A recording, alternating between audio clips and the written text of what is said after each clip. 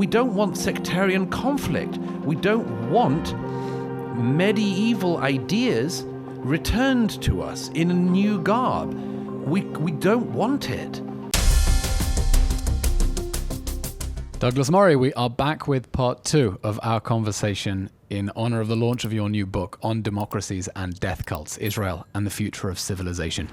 In part 1, we looked at the death cult section, why Hamas is a death cult, what it means to be a death cult, why the West struggles to come to terms with the return of pure evil and what that means. And in part 2 here, I want to talk about what the implications are for the West, why this matters, why the war that Israel is fighting against its enemies matters for the future of the West, because there is so much more that is at stake in the October 7th war than only the survival of the State of Israel. Now, since October 7th, we've seen the rise of not only a pro-Hamas movement, I would call it a pro-war movement, really a pro-death cult movement around the West. We've seen it on the streets of London and New York, the chants for intifada, the glorification of terrorism, in ways that I think most people in these countries don't quite connect the dots and understand what is really happening and what is especially happening in institutions of higher learning. It doesn't seem to augur well for the West. And I wonder, from your take, watching indeed from London and New York, what do you think is at stake in the October 7th war? Not the battle in Israel, the battle about Israel. Well, Israel has clearly become a proxy war for a lot of people to wage a kind of war on their own society. I have a pretty, I think, useful shorthand for this, if I say so myself, which is if you look at the protests that have happened around the world against Israel in the year and a bit since October the 7th, 2023, you'll see a very, very clear pattern emerge. And let's just do it by protests supporting Israel and protests opposing Israel. At the protests that have gone on, organized by pro-Israel and mainly Jewish, sometimes also Christian organizations in cities like New York and London, and there have been some, you will see demonstrators waving the flag of the State of Israel and also waving the flag of the country they're in. They will be in London flying the Union Jack and the flag of the State of Israel. In America, they'll be flying the Stars and Stripes and the flag of the State of Israel. And this is the case in each country. A little while ago, I was in Canada, and I was speaking to a group of Jews and Christians, and they're all Canadians, and they had at the end of the evening, everyone sang Hatikva and then the Canadian national anthem, and I had to pretend to know the words of O Canada, which I just about managed to do. But the point is that's how they go. And if it's a protest in support of Israel in London, it'll finish with the singing of Hatikva, the national anthem of Israel, and it'll finish with the singing of God Save the King. Now, anti-Israel protests in each of these cities, whether in Toronto, Ottawa, London, New York, DC, they will fly the Palestinian flag. They will sometimes fly the flags of Hamas or Hezbollah, but they never fly the flag of the country they're in. They fly the flag of Ireland when they're in London. Yeah, that's. There's no sectarian conflict that the Irish do not want to be a part of. But this should tell us something. Why do the thousands of people who pour through the streets of London opposing Israel, why, when they finish up in Trafalgar Square or Parliament Square or wherever, do they not sing God Save the King? Why, in Washington, D.C., do they not finish their anti-Israel protests singing the Star-Spangled Banner? You would think it would be a very basic performative gesture that they could do to try to endear themselves to the societies around them. Nothing is more unlikely.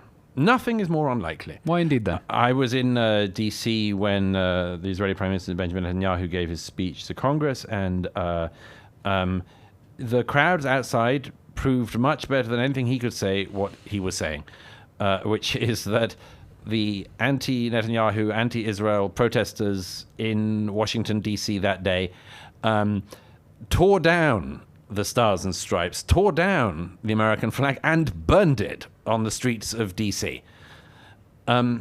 So one of my suggestions is that these movements are showing us very clearly who they are. They're showing us very clearly who they are for. Yes, they're against Israel first. They see Israel as being the most evil country in the world. But they see every other Western country as being the next most evil. And that's why it's impossible for them to fly the flag of the country they're in. It's impossible for them to sing the national anthems of the countries they're in. Why does it matter? I mean, you can say, okay, there are people who are protesting through the streets of London who can't bring themselves to sing God Save the King, who won't carry a British flag. But at the end of the day, they're just protesting for the poor Palestinians and against a war. So why does it matter if they don't sing God Save the King? What's at stake here? It matters because they don't like us at all. They don't like the British. They don't like the Americans. They are the British. Well, there you deliberately... These are British people who are protesting. Here you perhaps deliberately lead me into dangerous terrain, but why not put our boots on and go there? Some of them are. A lot are only in name, seem to have no love for the societies they're in, seem actually to want to wage a campaign against the societies they're in, want to use the freedoms that they get in a liberal democracy to subvert that liberal democracy.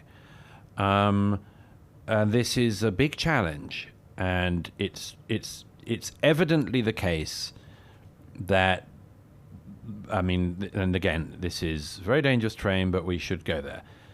It's clear that a lot of the driving force of these anti-Israel movements are from people who are ideologically motivated, tend to be of the political hard left, not always, but largely. But the real driving motor in the protests has been Muslim populations in the West, and you can tell that from any of the protests in London, most of the protests in the US and elsewhere, and there's a reason for that, and perhaps we should go there, but it's a very, very troubling thing. What is the reason for it? Is it solidarity with people they perceive as being their own people? Other Muslims are in distress, so they rally to their aid? Well, the weird thing about it is, of course, is if it was simply about Muslims running to defend fellow Muslims, then they would have been an awful lot more active in recent years, and indeed at the moment, than they are about a range of other conflicts. Far more people have been killed in Yemen by Muslims, Muslims killed by Muslims in the last few years than the conflict in Gaza or the conflict in Lebanon involving Israel. Far more Muslims have been killed in Syria by other Muslims in the last decade than have been killed in the wars since October the 7th.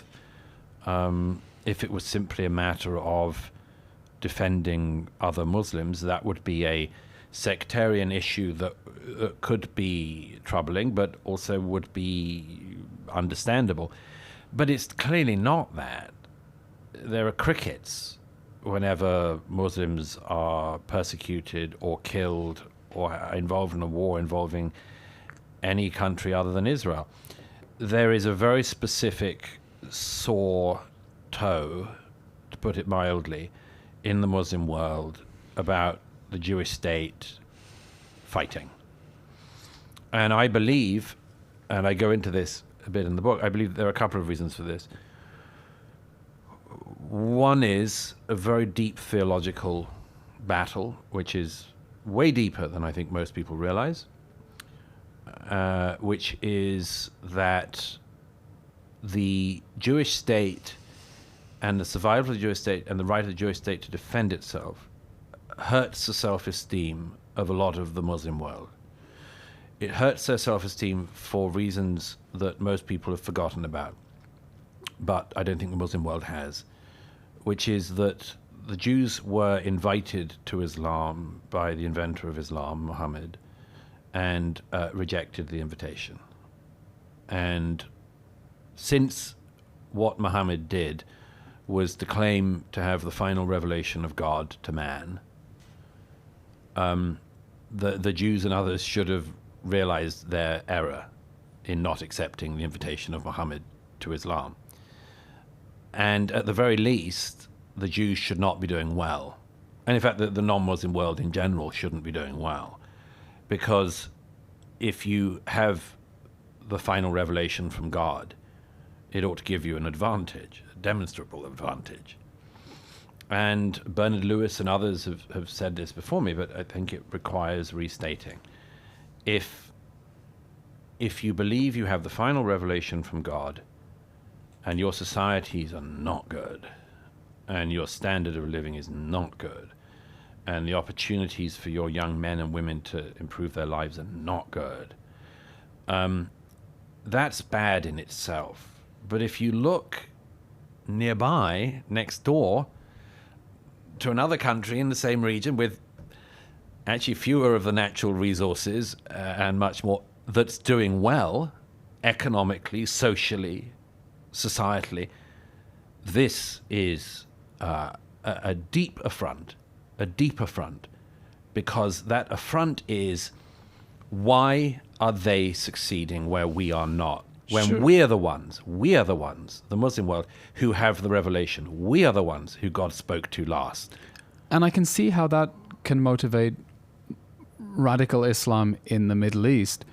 The question is whether you don't think that this is a little bit overextension in armchair analysis and saying, armchair psychologizing, in saying that the same dynamic is motivating your average Muslim from Tower Hamlets to go and protest against Israel as a Saturday afternoon family fun day. Well, first thing is, I don't do armchair analysis much, but everything I've seen by not being in an armchair suggests to me, and this is the case in Tower Hamlets or anywhere else you like to look in Europe or the West, this is the motivating thing. This is how Muslims in the West get angry and upset. It's why, and it's a very unpleasant thing, but it is the fact, and we have to look at it. It's why you can predict with uncanny certainty a Western politician's view of this conflict depending on their own religious inheritance. This is very, very unpleasant to admit, but in Scotland, the former First Minister, Hamza Yusuf, Muslim, happens to have a wife who's Palestinian, so perhaps he has a specific issue there, but it was Gaza, Gaza, Gaza from the moment October 7th happened. First Muslim minister in Australia, Gaza, Gaza, Gaza, from the moment it happened. Ilhan Omar in the US, and so Rashida Tlaib, Gaza, Gaza, Gaza. Whereas, for instance, Rishi Sunak or Suella Braverman, also of immigrant descent, like most of the Muslim populations, of immigrant descent, but not of Muslim immigrant descent. And therefore, it seems not wildly het up for ideological, theological, religious reasons, sectarian reasons, about the conflicts involving Israel. And in fact, think that these Muslim politicians in the West are especially agitated about Israel because they see Israel's existence as some great affront yes, to Islam? Yes, of course it is. Of course it is. It's an extremely deep thing. And Jews fighting for their existence and winning is a very, very deep affront. And there's one other thing I would add to that, which is at an equally, almost as deep a level, which is this. And again, it's something I go into in the book, but there is only one place in the world, one community, part of the world, in which Nazi-style anti-Semitism remains commonplace, indeed rife and commonplace, and that is the Muslim world. And as I say in Nazi-style anti-Semitism. Pure Nazi-style anti-Semitism. That's a big claim. You're going to have to back it up. Yeah, sure. At the end of World War II, the Nazis were either tried and hanged or the ones who survived scuttled off like rats to South America and a few other places in the world. Syria, of course, in some cases. But Nazi anti-Semitism was, for, I think, the whole period since 1945, completely, utterly destroyed on the field of ideas as well as on the field of battle. And there is only one part of the world where that is not the case, and it's the Muslim world. And I mentioned this very, very interesting, to my mind, part of intellectual history, which it's worth noting, which is that after World War II, the only place in the world which welcomed a Nazi war criminal home as a hero was the Muslim world. I'm talking, of course, of the Grand Mufti, al-Husseini, who... Ireland still has a statue to a Nazi supporter, doesn't it? It does indeed. I went to visit it some years ago. But okay, with the exception of Ireland. But with the exception of Ireland, which which I'm very, very happy to get into. Sean Russell, yes, died on a IRA leader, died on a Nazi U-boat, and of course, post-war Irish government that had maintained such a strict neutrality during the war put up a statue to Sean Russell, and whenever his statue has been defaced, has always mended the statue, which has always been interesting to me. But yes, so in Dublin, rather, you can visit Sean Russell's statue, dead Nazi and IRA leader. But the one real place in the world where a Nazi leader returned home was al-Husseini, who, of course, famously went to Hitler and offered to create SS units in the Middle East to do the extermination of Jews in the Middle East as well as in Europe. And after the war, al-Husseini, it's a very interesting story, but the French wanted him for war crimes for various, say, murky reasons. He ends up in Yugoslavia at one point, detained. They're going to try him there. But in 1946, he returns home to Egypt, and we have the records of Egyptian public radio when the Grand Mufti returns from Europe. And we have the statement that was read out by Hassan al-Banna, the founder of the Muslim Brotherhood, who welcomes al-Husseini home. And what is said is that I'm paraphrasing the exact quotes in the book. What is said is the scourge of the Jews, the lion of the Muslims, has returned to us. It's the only place, Egypt, it's the only place where a Nazi came home and was welcomed as a victor.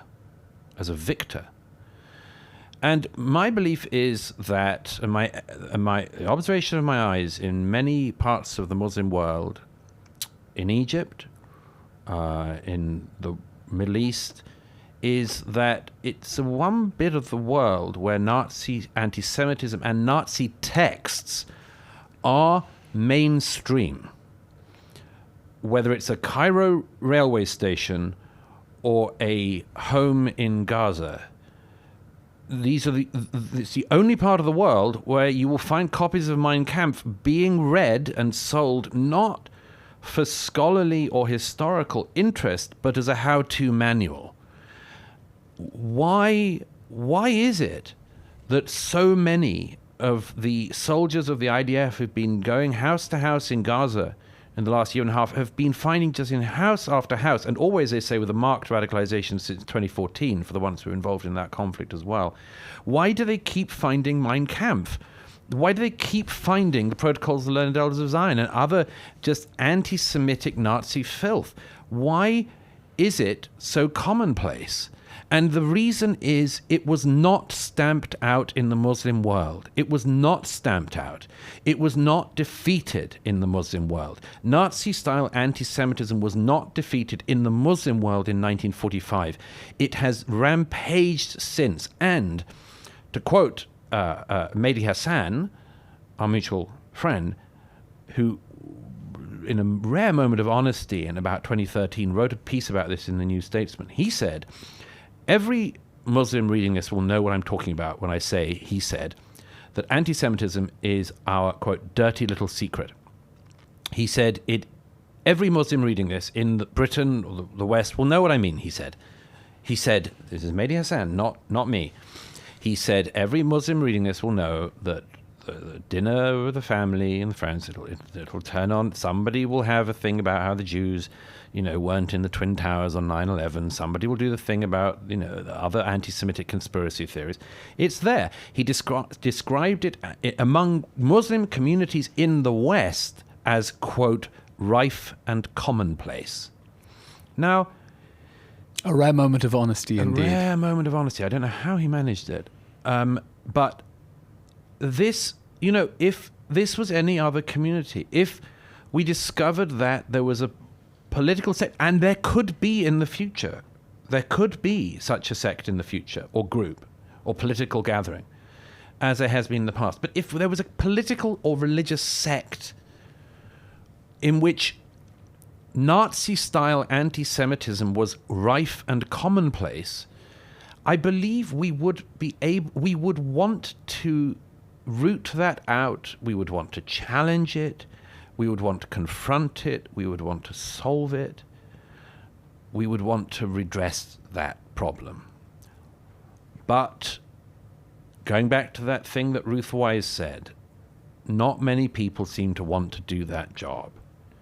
They can identify that the Jews are the victims of anti-Semitism, but they cannot identify who the culprits are. When there was that anti-Jewish pogrom, effectively, in Amsterdam some months ago, remember when the Israeli soccer team was playing? It was the Maccabees, wasn't it, I think? Maccabi Tel Aviv, I think. Yeah, it was playing in Amsterdam.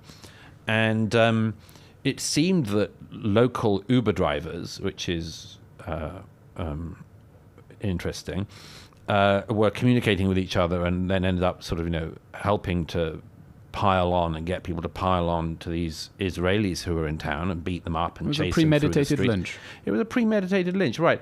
So look at the coverage of that in almost all of the media. It was, local Dutch people attacked visiting Israelis. And I don't think that's at all an analysis of the granular kind we need, which is who was it Dutch people running out of windmills in their clogs, finding a Jew and beating them? Was it?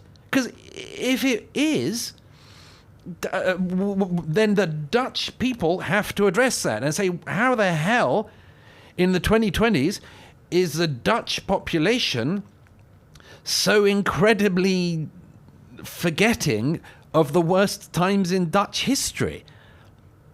But no one thinks that is the case.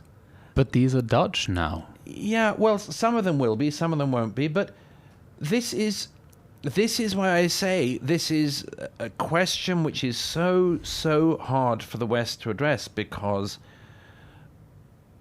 we have this in our midst. We have people who believe, not all, but we do have people who believe evil Nazi ideas, and we don't identify it, and we don't call it out, and we don't challenge it, and there isn't enough challenge from within those communities. And it's like years ago there was a group in the UK called Muslims for Israel or something, and seriously, yeah, and it was like a pro-Israel Muslim group that cropped up, and I remember a friend of mine who's actually a Sufi Muslim himself said to me, "Have you heard about this group?" And Muslims for Israel, and I said, "Yeah, I know that guy." It's not that much. And we'd like to thank Answer Books for their continued support of this podcast. If you believe in standing up for our Western civilization, like Douglas Murray does, here is a meaningful way to support the country. Experience. Answer Books delivers beautiful, handcrafted gifts, foods, and treasures straight from the Holy Land to your doorstep. Every 3 months, reset and support the people who call this place home. Experience the Holy Land at home. Get a 10% discount only for listeners of State of the Nation. You can go the at this Holy link, Land delivered. artzabox.com/discount/Elon. That's artzabox, ARTZA box.com, Z for the Americans, /discount/Elon for a 10% discount. Right, back to Douglas Murray. It's not that much of an exaggeration to say, like, if the Muslim communities in the West were aware of the evil that exists in their midst, then they would be confronting it, and they're not. And the one thing you can tell, again, with considerable certainty, is if a group within that community wanted to raise the alarm, they would, to the great detriment of Muslim communities, the Muslim world, and the West, they would be the target of serious criticism, to put it mildly, from within their own communities. Yet the people who lead the protests, the people who lead the pro-Hamas protests, the people who lead the pro-Hezbollah protests, the people who have preached, and we have the videos, they're all available online, preached in mosques in Britain and across Europe in the post-October the 7th period, have preached that Hamas is right and good, and that these actions that Hamas did were good. These people are not ostracized by their own community. And you might say the most generous interpretation is, okay, no religious community likes to air its dirty laundry in public. You know, the Catholic Church tried like hell to cover over the child abuse scandals within the church. Religious groups tend not to want to air their dirty laundry in public. It's embarrassing and so on. But if you're not dealing with this problem, and you're showing yourself deeply unwilling to deal with this problem, other people will have to highlight the problem. And as I say, very, very few people seem to want to do that. And it's to our long-term, serious detriment. Douglas, what you're describing is deeply disturbing. And it's deeply disturbing because as an old-fashioned liberal, I want to believe that Western countries are capable of, self-confident democracies are capable of integrating people from different backgrounds, immigrants from around the world, around a shared civic ethos, confident in their own values. And I do not want to be in a situation where the Jewish communities of these countries find themselves caught between crusaders, right? Yeah. Like the angry white population, and between jihadists and the extremists on the other side, because it's never good for Jews to be caught in the middle of a crusade, and it's definitely terrible for these countries. And that raises the question of how you confront what you've described as a growing sectarianism problem within the West. And I wonder, you know, there's the old canard, Israel is the canary, you know, the Jews, the canary in the coal mine. What starts with the Jews never ends with the Jews. It's only, but I wonder, what do you think it augurs? Because we've seen around this war for the first time, many Muslims in the UK becoming, and let's leave for one side what the actual motivation is, if it's genuine sympathy for the Palestinians or if it's, as you interpreted, an affront to Islam, whatever the reason, essentially becoming single issue voters, the election of Gaza independence to parliament. And I wonder where you see this going outside the context of Israel. Is this something where the war will go away and the sectarianism problem will go away? Or do you think that the reaction that October 7th has elicited and triggered in the West is actually a warning sign that people, precisely the people who want their societies to be tolerant and inclusive and welcoming, should be alarmed because it tells them that that experiment, like something isn't working. Something isn't working. Yeah, of course. Well, yeah, I mean, something isn't working. And I've always thought that it's quite likely that Israel and perhaps even Jewish people in the diaspora will suffer for that, because it's too easy for mainstream politicians, among others, to believe that if you just make the Israel problem go away in some way, you have peace at home again. I mean, as a sacrificial, as effectively offering, as a sacrificial so to speak, offering. as a scapegoat. I mean, Mark Carney, who recently took over as Prime Minister-elect in Canada. Of the great state of... I'm joking. Mark Carney, former governor of the Bank of England, was in designated office for no more than 24 hours before he starts tweeting about how appalling it is that Israel should not be giving more electricity to the Gazans. And what's that got to do with him? I mean, what is he, an electricity supply in the Middle East expert? Why is he doing this? Didn't Ontario just threaten to cut off electricity to the United States? Yeah, we'll see how that goes. But why does Mark Carney feel the need to do that? It's because placate that movement at home, and hopefully it'll move on, it'll go away. I don't think that evil not confronted goes away. I don't think it does. I think you have a moment of pain, of course correction, of recognition of where you are. Hang on, what does that mean, pain and course correction? Because this sounds rather dark. No, I mean, well, I don't know what it means, really, in a way. I mean, I know the various things it could mean, but my own belief is that you have to confront this and you have to face up to it. And you have to say... How? You have to say, among other things, you have to say, these are views we cannot tolerate. We do not want people in liberal democracies approving of the murder of minorities. We do not want people in our democracies celebrating the massacre of innocent civilians. We don't want it, and we don't want sectarian conflict. We don't want medieval ideas returned to us in a new garb. We don't want it.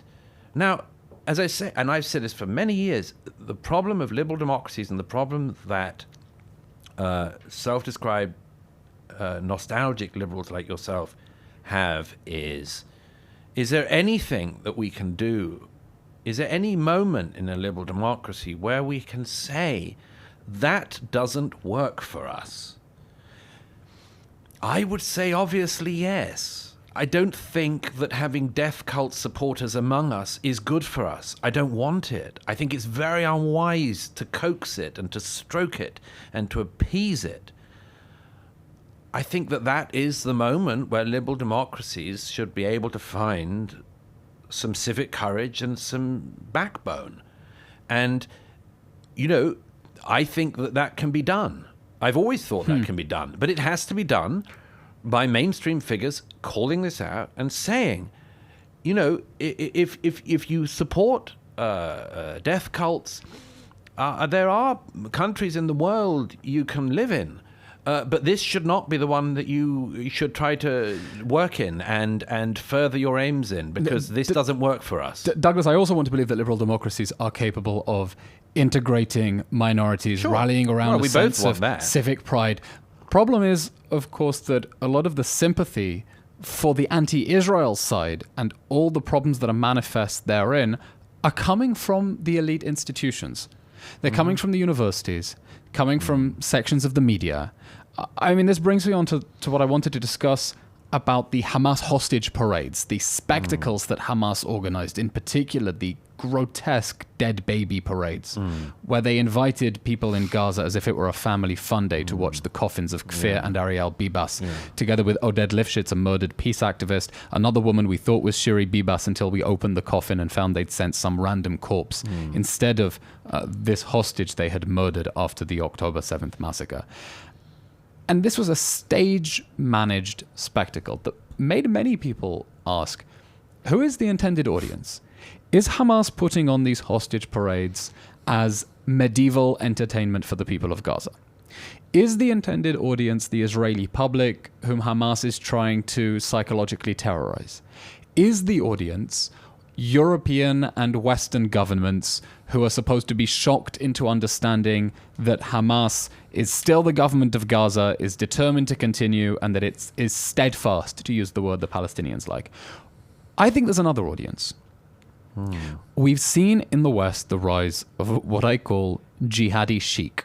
The kafir that's become a symbol, the upside down red triangle, the way that Sinwar was idolized. And you and I had drinks in Tel Aviv on the night that Sinwar was eliminated, and raised a glass to the courage of the IDF in doing that. Good work. Very good work, and almost by accident, by a soldier who wasn't even in uniform when this war began. There is a large movement in the West that is enamored with the iconography, with the aesthetics of Palestinian terrorism. And I think they were the audience. I think that Hamas knew exactly what buttons they were pressing for their supporters in the West, not necessarily among the Muslim community. Many within, the white wokes as well, who are enamored with this iconography of glorious struggle and martyrdom, maybe because their own lives are so devoid of meaning that they think that abnegation is the only way that they can bring meaning into the world. And I wonder what you make of that Hamas and Sinwar becoming cult icons in the West, not just among the Muslim community. Well, one thing that's very important to say is that we have seen this before, many times before. A great Spanish philosopher of the 20th century who wrote the book The Tragic Sense of Life described, I think in that book or somewhere else, the pre-Francoist far right in Spain who disrupted, if I'm right, a public meeting he was speaking at with, and you'll have to excuse me, I have no reasonable Spanish, but if I remember rightly, the chant was "Viva la muerte," long live death. By the way, this is going to be ironic because as part of our partnership with an Israeli AI firm called Linguana, all of these episodes go up dubbed into Spanish as well. So anyone listening in Spanish will hear Douglas Murray in Spanish saying his Spanish isn't very good. Mauling your fantastic and But beautiful Viva la muerte language. does mean, ironically, paradoxically, long live death. Long live death. That was the chant. And this is about 934 or so in Madrid. Long live death. And this again, it's a necrophilic chant, obviously. And a chant you could put into the mouths of Hamas very easily. I believe these spectacles are for several things. One is, of course, victory parades. Again, difficult as it is for much of the Western mind to appreciate that. One is there is a kind of radical chic in the West, the keffiyeh wearing, always with a COVID mask. It's very interesting how there seems to be such a crossover in the Venn diagram between support of Hamas and fear of COVID-19. Oh, but Douglas, that's because, as we all know, COVID is disability oppression, and COVID are inextricably linked. That's right. I quote a poster I saw at Columbia saying exactly this, that all of this is interlinked somehow. What it really is of course, that like the KKK, the supporters of Hamas in America are wise enough to cover their faces. And that's what they really want to do. They want to say long live death, but cover their faces as they do so, which tells us a lot about them, of course. But I really think the point of these spectacles, these atrocities, is actually it's an act of deliberate demoralization. And we have to make sure that we don't fall into it. And it is this thing that I say at one point towards the end of the book that I've thought about for some decades now, which is the jihadist taunt, which you can hear from Hamas, and you could hear from Al Qaeda, you could hear from ISIS, which is we love death more than you love life. And these necrophilic spectacles that Hamas stages, these celebrations of death, these celebrations of murder, are a visualization of that boast of the jihadists, which is, we love death more than you love life. Yeah, they're evil scumbags. The question is why that has an audience in the West. Well, because it has an appeal to meaning-seeking people who are otherwise deracinated of meaning. it's a movement.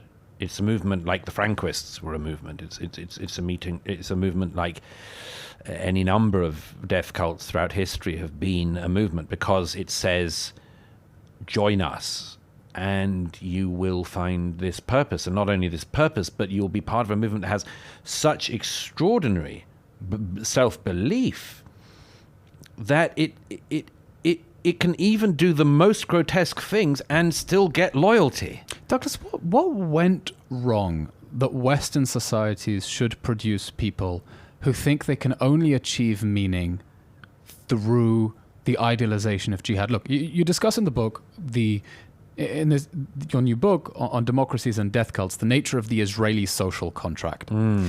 Every country has its own social contract. In Britain, maybe it's if you pay your taxes and mind your own business, then the state will give you services and mind its own business. And I'm not sure how well it's doing on that count now. But the Israeli social contract is everyone rolls up their sleeves, everyone contributes. Not everyone does. Not everyone is fulfilling their side of the social contract. And in exchange, no one is left behind. If you come into trouble, we will go to the ends of the earth to extract you. That is why the hostage issue has resonated so powerfully with Israelis. And by the way, I think why people around the world don't understand why Israelis and diaspora Jews are so deeply agitated by the hostage crisis, because that social contract, that sense of solidarity, you don't leave a man bleeding on the battlefield, is not part of the modern Western contract that says, pay your taxes and keep your nose out of other people's business and we'll give you services and leave you alone. What went wrong with the Western social contract, with the structure of Western societies, that they don't have that same meaning that Israelis, you've seen this yourself through your reporting here, self-evidently draw from contributing. Everyone speaks about how you can contribute to the state, what you need to give. And we get so much out in terms of meaning. There was never a more meaningful chapter of my life than the first few months after the October 7th war, when we were united as a society, when we were fully mobilized, when everyone was rolling up their sleeves and contributing whatever they could. We all felt so meaningful. So what went wrong in the West that people don't feel meaningful and think that by tearing down the best countries history has ever produced, that's how they get their meaning? Well, there's lots of potential explanations, but let me just first of all say, yes, this issue of the as it were social contract that exists in Israel. I'd say it's not actually a social contract. I think it's a profoundly religious contract, which is that yes, we will fight for every life, and I think that's an incredibly powerful promise in a society, to say that every life is sacred, and we'll do anything to get them back. Obviously, that is something which very evil people then use to their advantage.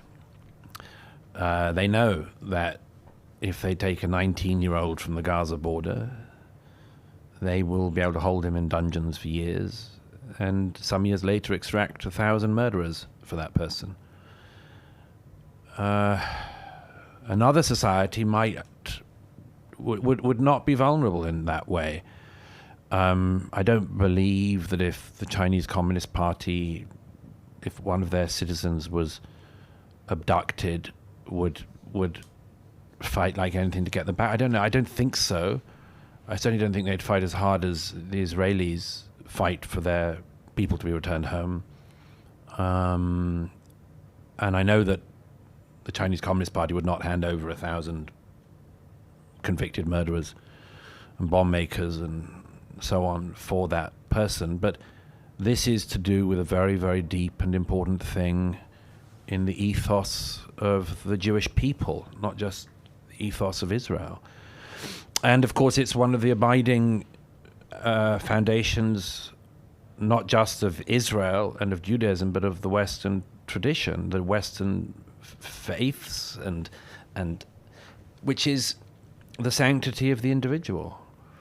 And that man was created in the image of God. Exactly, and that this is, and that therefore, to sin against, to wound a person deliberately like that is itself a sin against God.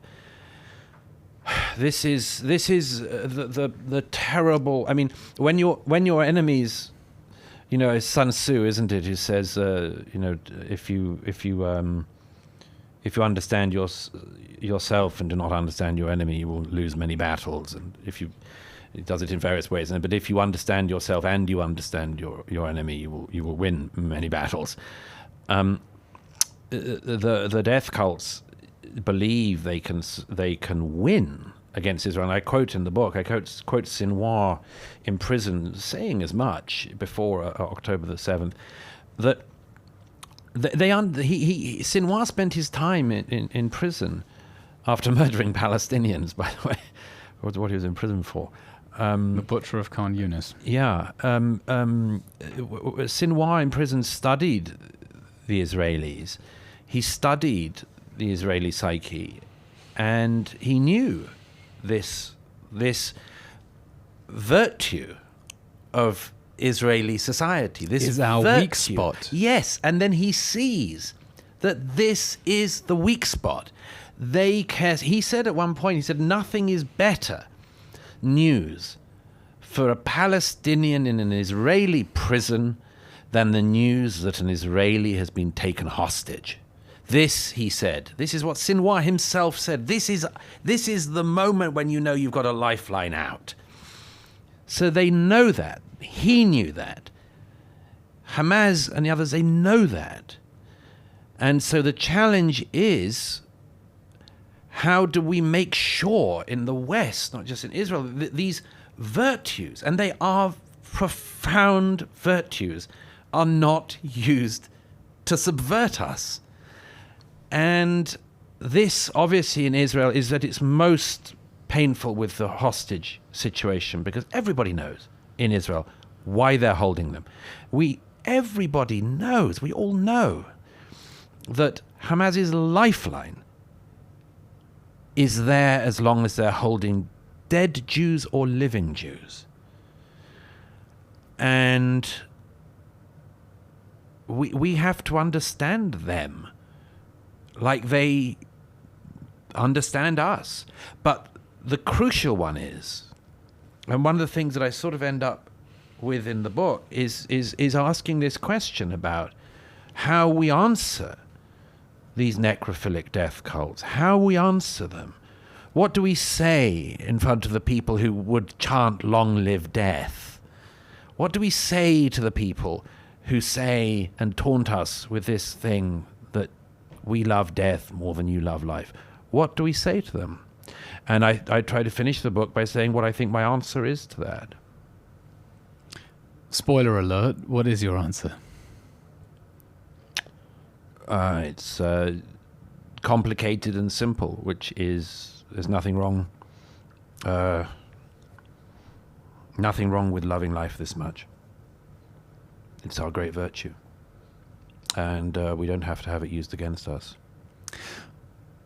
Both Israel and Western countries are deeply life-loving, affirming societies.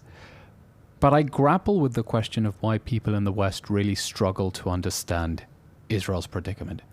I think part of it is that Israel's security reality is just a world removed from anything people in the West are familiar with, although the return of war to Europe now with Russia and Ukraine brings those security issues front of mind. But I mean, even in your book, I like to make the point that Israel and the West are in the same boat. I wonder whether you overstate it, okay? Because you talk about the atrocities of October 7th and say, people ask what you would do if this happened in your country. And you say, but it has. And you quote Bataclan and you mention the other terrorist atrocities, except it hasn't. Nothing like October 7th has happened in the West, because it wasn't just a terror attack. Douglas, if October 7th were just a barbaric terror attack, you could not justify the scope of the destruction in Gaza. October 7th was an invasion by a barbarian horde seeking to trigger a regional war of annihilation. It was Israel's Bataclan and 9/11 and Pearl Harbor and Bucha all rolled into one. Yeah. And the West I say as much, yeah. And the West has not experienced anything like that. This would be as if ISIS controlled Cornwall and then decided to use Cornwall as a basis for an invasion of the rest of England and took hundreds of English people hostage. And I wonder, we're dealing with hypotheticals that are just impossible to try to understand, but do you think people in the West, in England and the US, understand what you've seen in Israel, which is the bonds of social solidarity? Or are they fundamentally frayed in these countries as well, to the point where they don't understand why a whole country is in standstill because of a hostage crisis? That if, in this weird hypothetical scenario that ISIS controlled Cornwall and used it as a basis for invasion to kidnap hundreds of people from Glastonbury, I mean, I don't know how England would deal with it. It's just it's a scenario that is so far-fetched that it's impossible to even ask how this reality would confront. Everything is far-fetched until it happens. I mean, I say at the beginning of the book, that of course, and as you know, what happened on October 7th in numbers terms is equivalent to, I think, 44,000 Americans being murdered on one day and 10,000 Americans being taken hostage. And as I say, I mean, there is no scenario I can see in which 10,000 Americans were taken hostage in which America would not tear up the earth to get them back. You can't. No one can tell me otherwise. Yes, I mean, in sheer numbers terms, what Israel went through on the 7th was, I mean, how many 9/11s would it have been like? I hate these comparisons where you scale it up because a life is a life and there's no such thing as saying, one Israeli many hundreds of Americans. It's not that. It's just in terms of the scale. Yeah. In a country of 8 or 9 million people, in a country of 320 million or whatever, it's just very important to realize that, because if you were dealing with, for instance, 10,000 American hostages, an awful lot of people in American society would have some connection with one of those hostages, or some of them, and that's, again, I mean, because the scale thing is important, because then it's not about other people in your country, it's about the country, it's about us. The third person plural, the we of suddenly the everyone is 2 degrees of separation away from someone who was at Coachella, right? If such an atrocity happened at Coachella, and that's, I mean, when I say, I quote in the book somebody saying to me, the Nova Festival, what if that happened in your societies? And I said, I didn't say to the person, but I was thinking, but something like it has, and that's why I mention the Bataclan, the Manchester Arena bombing, and others, is that something like it has, not on the scale, but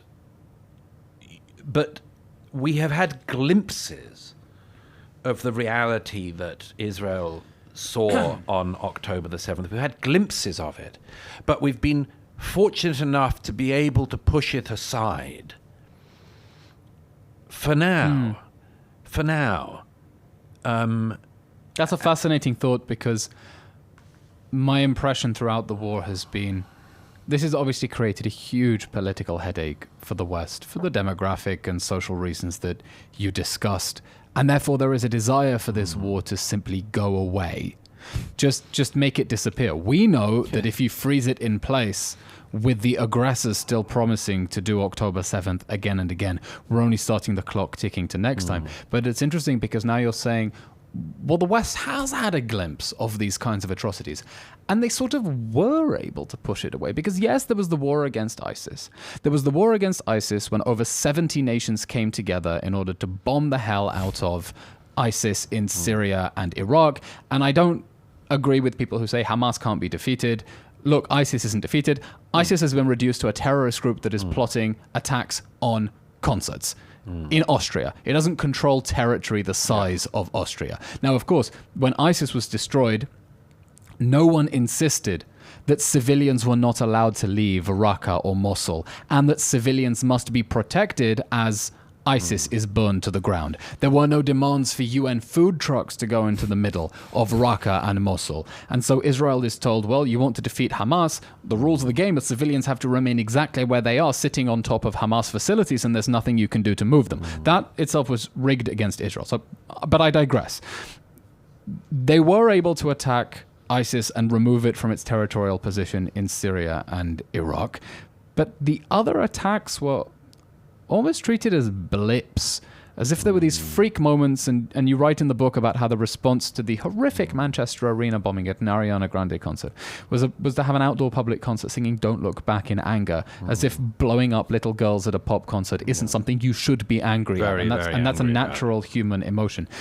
But the point I'm trying to come full circle is that perhaps the West has become accustomed to thinking that there are problems that you can simply push aside and deal with them later. And this is a war in which Israel is saying, no, we've tried pushing it aside. We've tried sweeping it under the rug. We've tried putting Gaza under siege. We've tried flooding it with Qatari money. We've tried to push it aside. And it didn't work. So now we're going to deal with it once and for all because we want this to be the Gaza war that ends all Gaza wars. Yeah. Yeah, absolutely. I mean, I don't think Israel has a choice on that. I think it has to, as you say, is to make this the last Gaza war. But, I mean, it's the most common human instinct to push things away until you can't,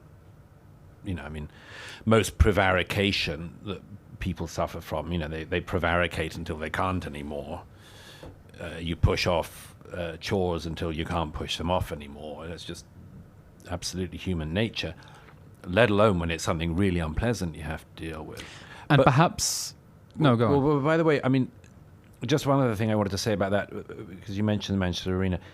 I do say in the book, and it has been on my mind a lot, that one of the questions we have to ask ourselves in all of this as well is, there were 2 survivors of the Nova Festival who went to the UK in 2024 to raise awareness of post-traumatic stress disorders and others that they and other terrorist survivors suffered from. And these 2 survivors of the Nova Party, as you know, but some people watching might not, were actually detained at Manchester Airport by the airport authorities. And one of the guards said that the reason they were detaining them was that they didn't want these 2 Israelis to, I think the exact quote was, do here what you're doing in Gaza. And I was profoundly shocked by that and embarrassed by that as a British subject, that 2 terror survivors should be subjected to such an outrage when visiting a country. But I try it the other way around and say, if 2 people who survived the Manchester Arena suicide bombing traveled to Israel or anywhere else in the West and were detained by the authorities in that country because they, the victims of the terrorist attack, might be trying to commit a terrorist attack, wow, would we be outraged? Wow, would the world be outraged? Wow, that airport employee would not be long for their job. Why... Again, why do the victims have to be portrayed as the perpetrators? Why are the victims in this case so uniquely undeserving of simple human empathy? To ask that question is to begin to answer it. Because perhaps by saying that they deserved it, they had it coming because of some original sin, a motif that fits very nicely within the Western mindset and intellectual legacy, is much easier than coming to terms with the reality of evil. And if we're dealing with perhaps some of the theological underpinnings of modern discourse, believing in an original sin that needs to be rectified for the world to be redeemed is perhaps a story that is easier to believe than the endurance of evil as a force in the world. Douglas, you spoke earlier about the natural human tendency to push problems away until you can no longer solve them. But I wonder whether there are some problems that have been pushed back for so long that they simply can no longer be solved. And in particular, I'm talking about the problem of Qatar. Qatar has played, to my mind, a nefarious role in this conflict. To my mind as well. It positions itself as a neutral mediator between Israel and the Hamas regime, while Qatar condemned Israel for the October 7th massacre. As the October 7th massacre was still ongoing, it's never condemned Hamas for anything. It has been funding Western elite institutions to the tune of billions of dollars. That's what you can do when you have a population of 300,000 people supported effectively by Asian slave labor and huge gas reserves with nothing to spend them on. And the Qataris have brought up huge swathes of real estate, physical and intellectual, around the West. Qatar is one of Hamas's state sponsors, and Qatar is telling Hamas to keep the hostages until they get a ransom deal that allows them to stay in power.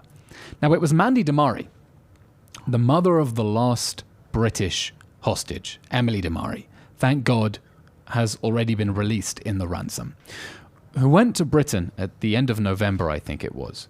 She published a column in the Times calling for Britain to use its power to lead an international initiative to get aid to the hostages. We here called it the Emily Damari Humanitarian Aid Corridor, and we encouraged people to write letters to their MPs demanding that. She said, aid must reach the hostages to keep them alive until they can be released. Qatar, Turkey, other countries backing Hamas should use their leverage, and if they don't, there should be sanctions against them. That was what the mother of the last British hostage in Gaza was demanding. The following week, the Emir of Qatar visited Britain, and the poor king was forced to grin and smile as he held a state banquet for the Emir of Qatar in the UK just days after Mandy Damari begged for Qatar to be pressured. As if nothing had happened, as if he wasn't sponsoring a regime that was holding a British citizen hostage. I would have liked to see Britain use its leverage over Qatar and say, no hostages, no Harrods. We have weight, we're going to throw it around. Yes. But I've sort of come to the conclusion, it's not that Britain doesn't want to do it. It can't. It just can't anymore because Qatar has too much over it already. Not just Britain. I think it might be the same situation in America, that Qatar has bought up so many things, so many people, to divest from Qatari money would make divesting from Russia look extremely easy. Yes, they've been very clever with their buying up of people, institutions, entities, and of course, the game they've been playing has been to pretend that, after burning down your neighbor's house, if you turn up 15 months later with a fire extinguisher, that you should be rewarded as some kind of hero. And I don't take that view. I believe that the Qatari question is one of the most important. I say this to you, I put it on the record, I believe that at some point in the future, Qatari-sponsored terrorism will, somewhere else in the West, other than Israel, will be responsible for something which will lead us then to regard the acceptance of Qatari money in this era in as poor a light as the acceptance of Saudi money throughout the 1990s and up until 9/11. I think that Qatar is now what Saudi Arabia was for many years. It's a funder of terrorism, a sponsor of terrorism, a hoster of terrorism, and at some point down the line, people will wake up to that. They seem not to have done yet, but I think that they will. And look, the Emir is not the first embarrassing guest to have to be invited to Buckingham Palace. The late Queen, of course, memorably had to host the Ceausescus on one occasion. She hid in the flowers, didn't she? She hid in the flower beds of Buckingham Palace to hide from Ceausescu. Yes, I think she wasn't all that keen on them as guests. But, why when the Emir of Qatar turns up in London, do people not ask, him about these things? Why is he not on the back foot? And I lots of reasons. Main one is money, and I think they should be on the back foot. I don't see any reason why this small, horrible little slave-owning statelet should be regarded as owning us in the West. I don't think they should. I don't think they do, and I think we should show that they don't. And if that means threatening them, seizing assets, removing the American base. I said this at the beginning of Trump's return to office. I said that one of the 10 things he should do is to remove, or even just to threaten to remove, the U.S. base, and maybe give it to the Emiratis, who've really been pretty amazing in the last couple of years. And then, leave the Qataris to the winds that blow across the region. And in the meantime, I mean, it can't be said often enough. You know this, many of your viewers know this, but Sheikh Hamza, the mother of the emir, of course, mourned Sinwar on his death. One American friend said to me, well, perhaps she felt she had to do that. And I replied, well, what does it tell you if she felt she had to do that? What does that tell you about the Qatari population and others? I know I wrote a fairly strong column, if I say so myself, about this when the Qataris visited London, and I said then that all the perfumes of Knightsbridge or Arabia shouldn't be able to wash out the stench of blood from those bloody little hands. We've been discussing here why the October 7th war and the October 7th massacre really matters for the West. We've spoken about the warning lights that it has shone, the nefarious role of Qatar suddenly shining a spotlight on what Qatar has been doing in the West. We've been talking about the problems of extremism and radicalism and the dirty little secret of anti-Semitism. But I wonder why you think ultimately that this war, that you've decided to dedicate your first book in the last few years to this war, matters so much for the future of civilization, beyond the questions of sectarianism and Qatar. And you write in the book that the right of Israel to fight and win such a war is vital not just for Israel, but so for Britain, America, and every other Western country can fight such a war. And I think you're wrong. I think that the war matters because if Israel were to fall to the Iranian regime, it would expose Europe to attack from this radical regime that has its eyes on the rest of the world. I think it matters because an Israeli defeat would excite jihadists all over the world who would interpret it in apocalyptic millenarian terms. I'm not sure that Israel's right to fight this war matters for the West, because I think the West has actually been perfectly capable of being entirely hypocritical and saying, do as I say, not as I do. And that's the Israeli impression, that for people sitting in ivory towers, maybe Qatari-funded ivory towers, in the West, in Britain and America, they can, from the comfort of a distance, say, you shouldn't do this, you shouldn't do this. It doesn't matter that we did this. It doesn't matter that if we were in your condition, we might do the same. Sure. Do as I say, not as I do. And therefore, whether the West throws Israel under the bus, I don't think there's a point of principle here that would undermine the West's ability to fight a similar war in future. Because if the West needs to defend itself, it simply will do whatever it needs to. Criticism of Israelis in 2023 be damned. It's possible. I rather admire the French on this for their ability to constantly preach one thing and do another whenever France feels a need to intervene anywhere, particularly in its former or existing colonies. It does so without Security Council approval, whilst all the time advising Israel and America and others to make sure they always have Security Council approval for everything. So yes, I mean there was a considerable degree of double standards, triple standards, quadruple standards.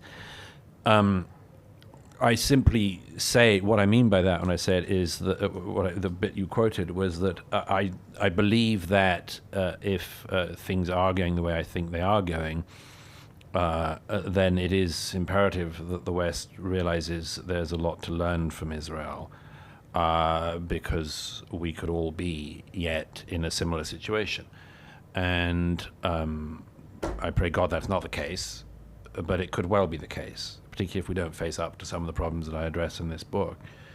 Do you think that the West could find itself in the same position because of a homegrown Islamism problem? For sure, among other things, yes. Of course. I just pray it doesn't happen, but I think the more you put off the addressing of the problem, the more likely you're going to have the problem. But yes, I mean, you quoted the actions in Mosul and so on the other year, 10 years ago almost now. You're right.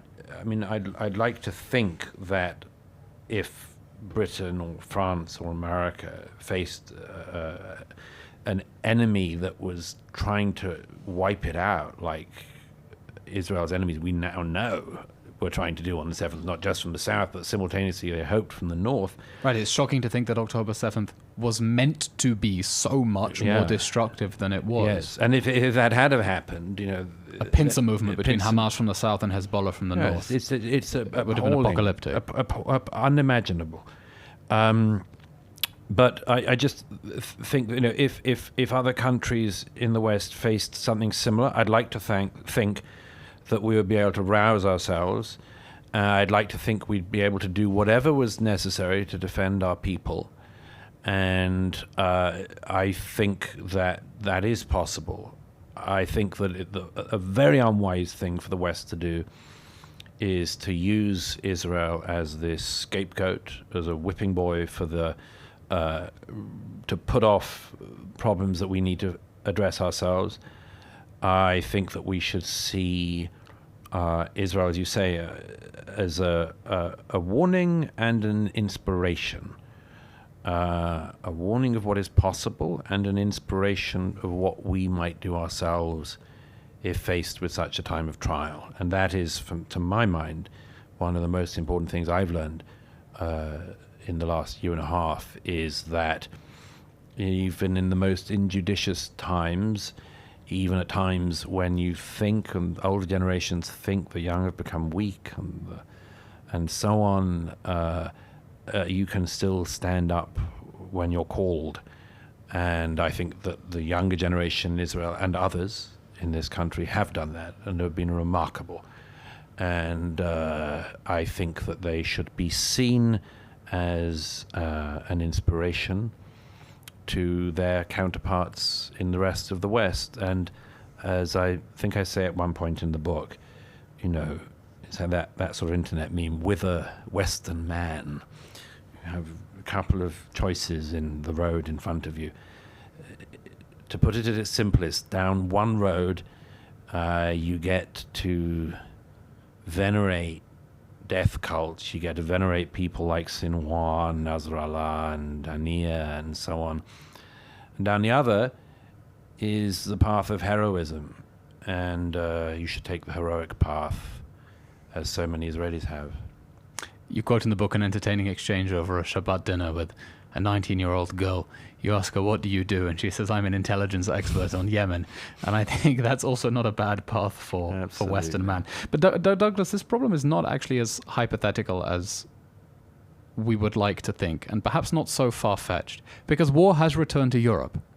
War returned to Europe 3 years ago with the Russian invasion of Ukraine, this war of aggression that is forcing Europeans to rethink the entirety of their security architecture, rethink nuclear weapons, rethink conscription, rethink armaments, rethink their basic social contract, rethink them in a way that I think ultimately as a side effect will probably make the West more sympathetic to Israel, because their long break from history has ended.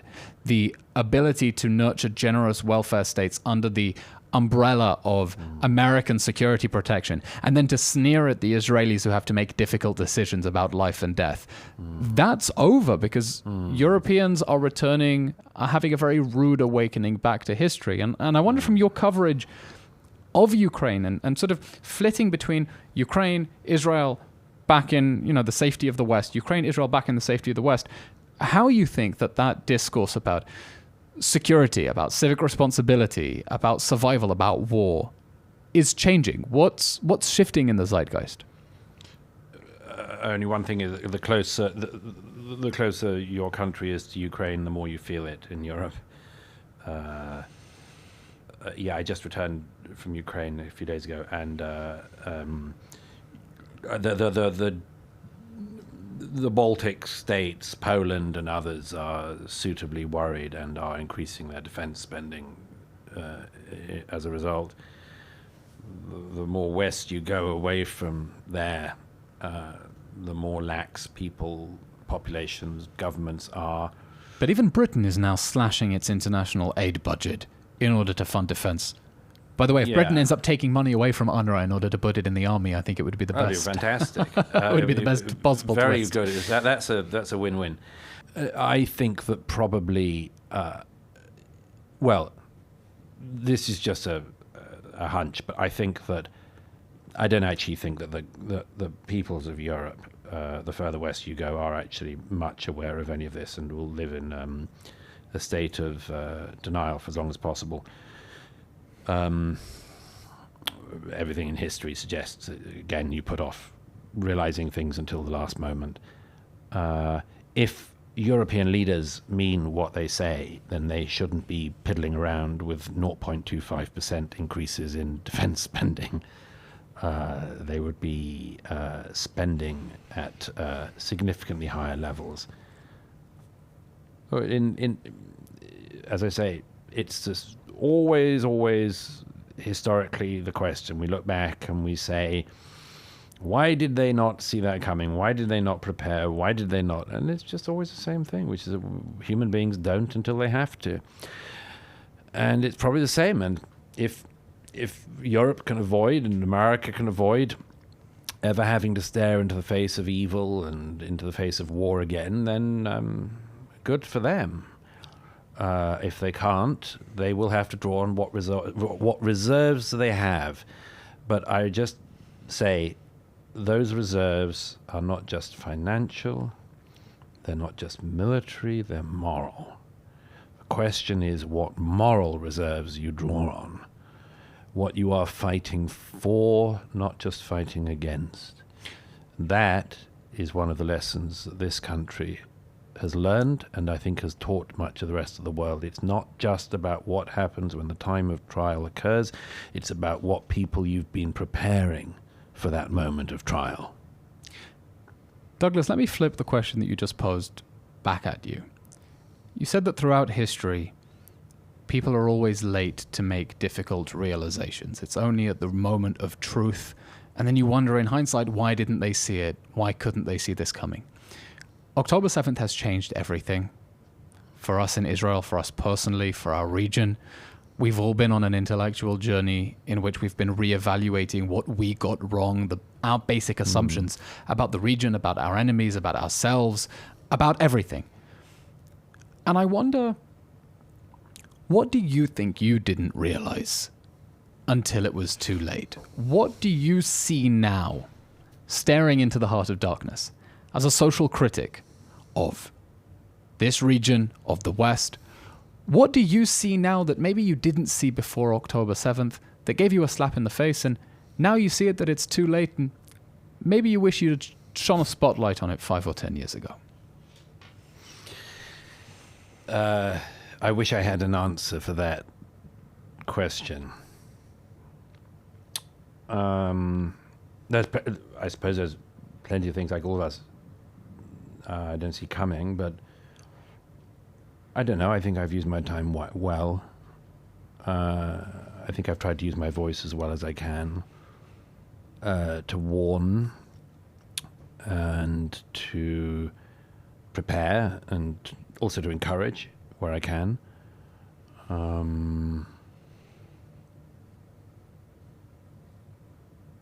What would I do if I knew then what I knew now? I don't know. I think pretty much the same thing. I was very moved when when my book, The Strange Death of Europe, came out 8 years ago or so now. I wrote it about 10 years ago. And I was very moved by my late friend Rabbi Jonathan Sachs, who sent me a message about it. And he quoted, it sounds like a brag, but I say it with all humility, he quoted scripture to me, and he said, whether they listen or fail to listen, they shall know that a prophet stood among them. And I was very moved by that and humbled by it and worried by it as well. And, Quite a burden. A mutual friend of Rabbi Sachs and mine said to me, you do know, Douglas, that, being a prophet is an awful job, because the best thing that can happen is that everything goes wrong as you said it was, and that's no joy. And the other option is you have to be totally wrong, in which case you're not a prophet and you're unemployed. Or you were so prophetic that you warned people and got them to change their course. But indeed, little comfort sometimes in saying, I told you so. It's a horrible job. Douglas Murray, author of On Democracies and Death Cults, Israel and the Future of Civilization, on sale now. Douglas, when are you going to write the next book so I can have you back on the podcast? As soon as possible. Promise. Soon as possible. You already thinking of an idea for what the book will be about? Couldn't possibly say. Never stop talking, never stop writing. Douglas Murray, thank you for coming on the show. It's a great pleasure.